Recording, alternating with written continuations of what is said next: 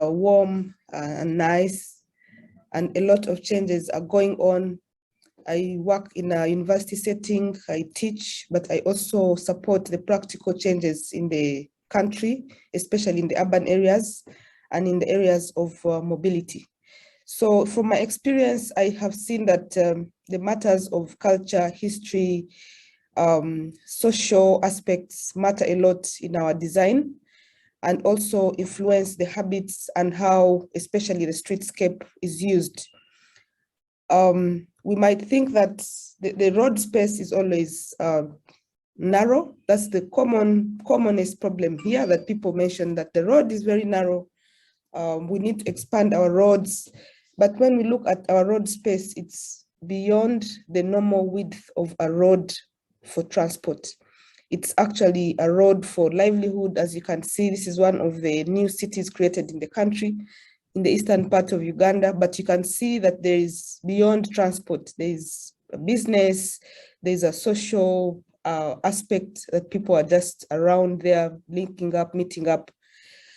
So the road width stops being an excuse for not doing changes that are required by the people, but also the culture, because when you look at this road space, you may not find it elsewhere. So some solutions may not work for us. For instance, that is a walkway, but people are finding it as a business place, as a source of livelihood.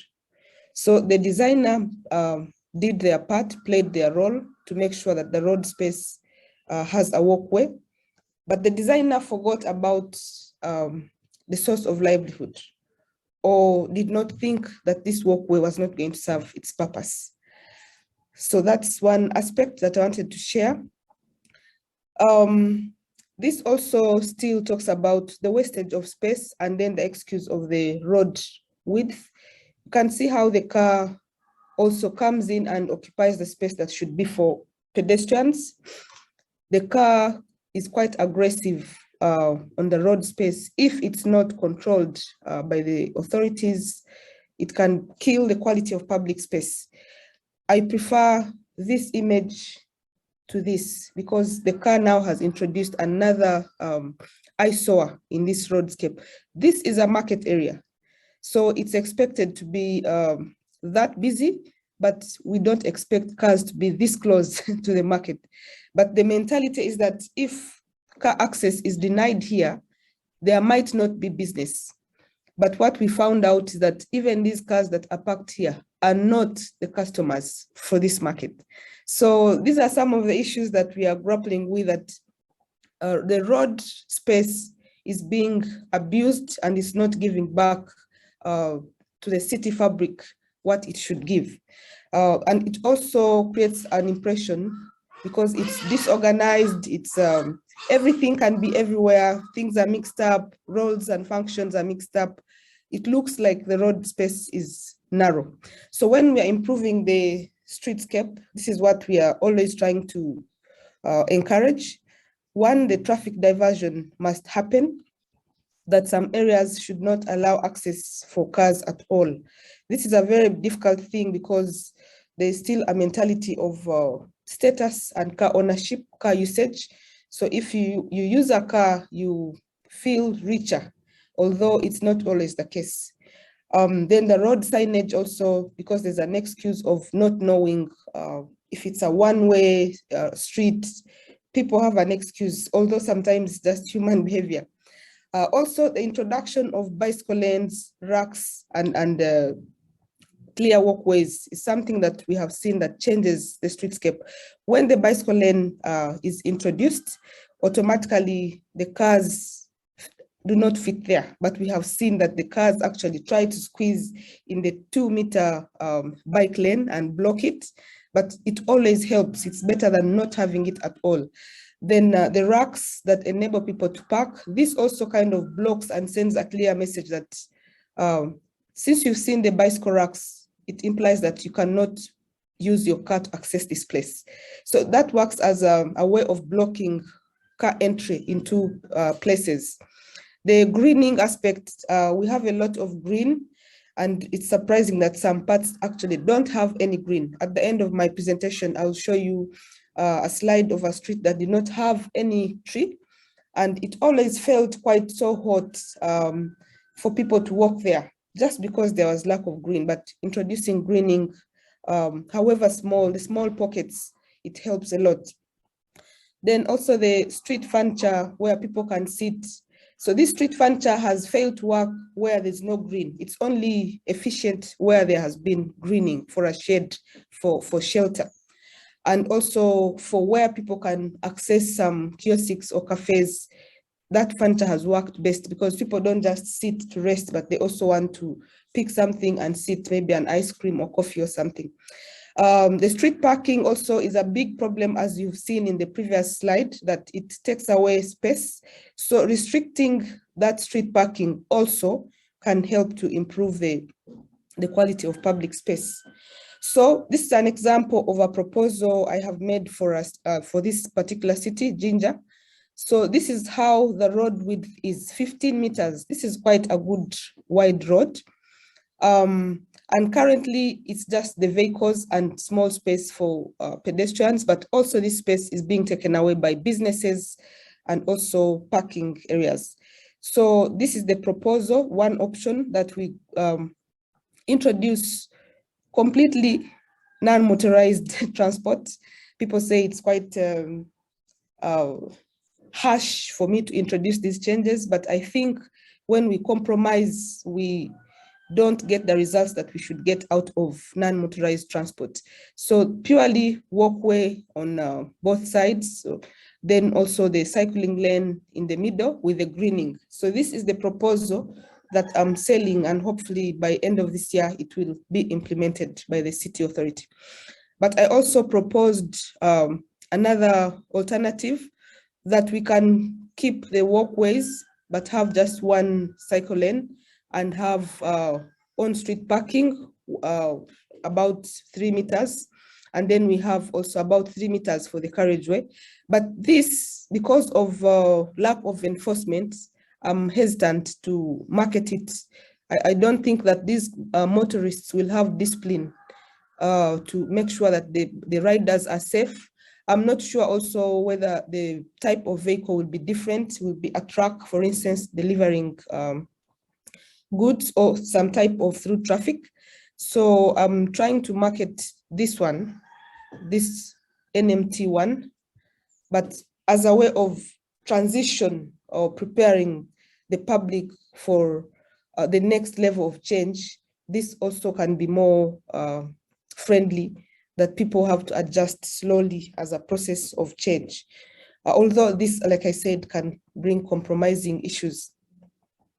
So this artistic impression was to show the public that when we take away these cars, the space looks even more spacious, it looks more friendly, and also enables people using wheelchairs, people with reduced mobility or access challenges can also have a right to access these places.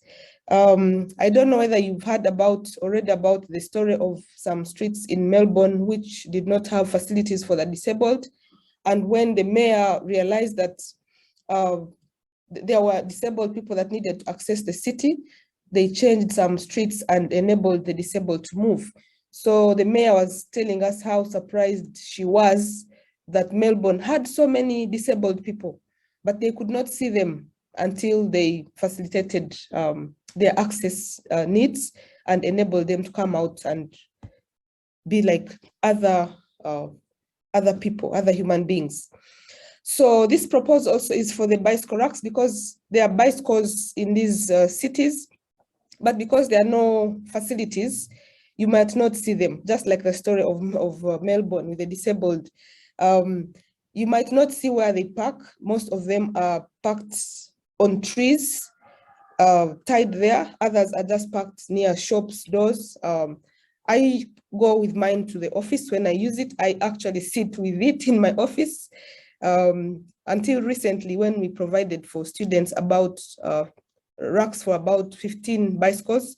So we try to not only indicate that bicycle riders also have the right to access places and also decently park, but also as a way of creating order in the city or on the streetscape.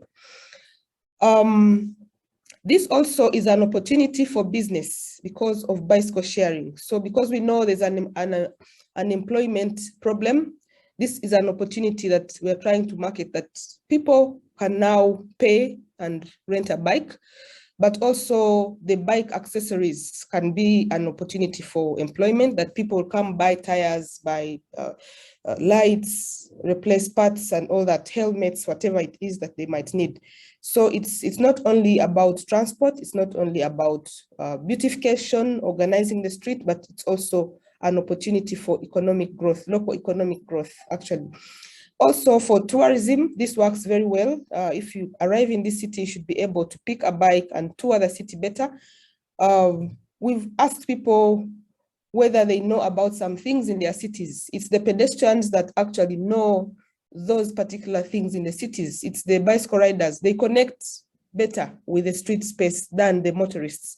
So they tend to even protect the streetscape, the hygiene, the cleanness of the street. They tend to be more connected to their city space if they are walking or cycling compared to just driving through and you cannot even stop to say hello to a friend. Also for, let's say, pregnant mothers, this is a very friendly environment for them to be comfortable. Crossing roads can really be hell when you have so many cars, especially around public places like a university, like a hospital, a market. So that is one of the design proposals. So around the market area, where people have decided to establish businesses, we propose that we green the area, but also maintain some of the businesses. By introducing cafes, sitting places, and trying to organize that space for better business and also for appearance. So this is one of the proposals we made, and these are supposed to be local materials, not imported from anywhere. So this is supposed to also boost. In fact, we had a competition from the people of this city saying, I want to supply the umbrellas, I want to supply the seats, I want to supply, so they feel they own the changes that they want to see. So this would be good also for people to rest, but also we introduced about 20 new trees. It was a little bit naked, and proposing seats there without more trees would be difficult, but the trees will take time to grow. So we introduced short-term measures of having these umbrellas, which are also going to be made with the locally available materials. So this is an example of, you can see the sign here, fresh fish, dry fish. Mukene is the silver, what's it called? Silverfish? Yeah, I think it's silverfish. So this is the area that we want to convert into a sitting area next to the entrance to the market. But I think the fish market has to also be moved. So it's not only about introducing changes on the street, but also moving some functions to other places, because I wouldn't imagine someone being comfortable if that fish market is also left to exist. Now, this is trash, this is rubbish, but we propose to the city that this rubbish can be used to beautify the streetscape. So this is the sample that we gave them, painted some of the tires, planted some nice flowers there. But also the proposal is to convert them into trash bins around the market area. So they look beautiful, but they also serve a purpose of being trash bins. Then the paintings also, the street art, locally available. These are people that are actually in the city that are doing these things. It makes it cheaper, but also makes people get attached to it. So this is the design of the umbrella that we are proposing. So they have to be removed in the evening. So we had to meet the market leaders so that they can have a role to do this. They have to replace them in the morning, in the evening, they remove them. The reason is they might be stolen because, again, because of socioeconomic reasons, someone might steal this and sell it as scrap to get some money. So the leaders have to be their own managers of these facilities, and hopefully it can be sustained by people themselves. The sitting areas, we made them semi-permanent, so they may not be easily stolen, but we had a challenge of which material to use because wood gets affected by the temperature changes, but concrete is so hot, we tried to sit somewhere where it was a concrete bench. After a hot day, you cannot sit there. If we cushion them, then we have weather issues. We're thinking of bamboo, using bamboo. So this also is something that we are still studying. What is the best material for street benches or resting places? So this is something that we were looking at. This is some form of plastic mixed with wood. But it's a little bit still difficult. Maybe it would be nice to get some ideas about how to do this. So this is around the market area on this street. People are trading around this area and we don't want to deny them the right to live, to a livelihood. So through these sitting areas, we still think that we can accommodate some of these people, but the market area still has space, so we are negotiating with the leaders and these vendors to have some of them in the market, and probably those that are selling maybe fruits can come out, but not these people that are selling these kind of materials of merchandise. So now this is just to show you the changes that might come with the sitting area introduction. And this is how it's supposed to appear. This is just trying to use the available resources within the available means and capacity, but also factoring in the local circumstances. It's not just design, not just beautification, it's also about people and the place that they belong to. So now this is something that I proposed in 2009. As a master's, one of my master's thesis recommendations, and I was so happy that the city authority implemented my recommendation. It took about 10 years. It was a very crowded street. It looks crowded still now, but it was worse. It had all types of vehicles, small vehicles, trucks, buses, and we introduced these changes without demolishing anything, because now the demolition is always a big issue here, that how are you going to compensate a mall here after you have destroyed it? So I just used the same road width, and it was completely gray. You cannot imagine we have a lot of rain, but this road was completely gray. So we introduced the green, gave a lot of walking space to the pedestrians. Now this is supposed to be a bicycle lane, but you can see that the motorcycles are there. So it was not only about design, it was supposed to be also about culture, socio-economic aspects, because these are commercial motorcycles. They are a form of public transport and are employing several youth in the country, not only in Kampala. Then you can also see that the vendors found this space very attractive, clean, and also because the pedestrians are walking here, so they have a target market ready. So they place their fruits on the ground.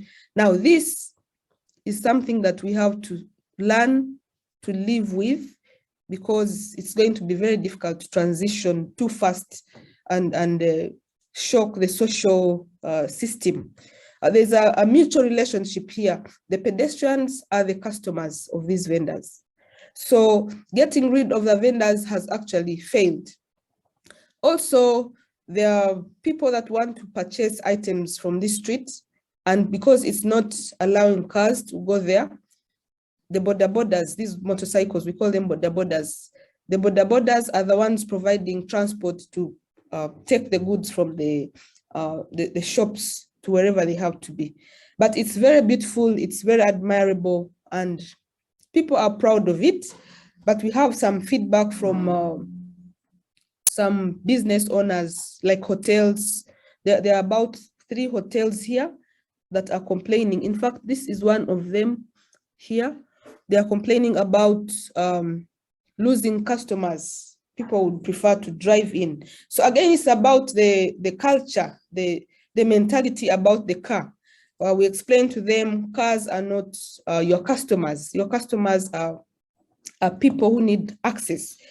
So the global perspectives are also kind of too ambitious, because this now is something that we would like to see, but the socio-economic aspects are different. So we have to design according to not only the design principles, but also the habits, the state of growth or development in that area. So what I have learned so far with my team is that we have to consistently create awareness and involve people, including the politicians. The mayor is so much involved in this process and is currently the spine of all these changes. If the mayor is against it, it will not happen.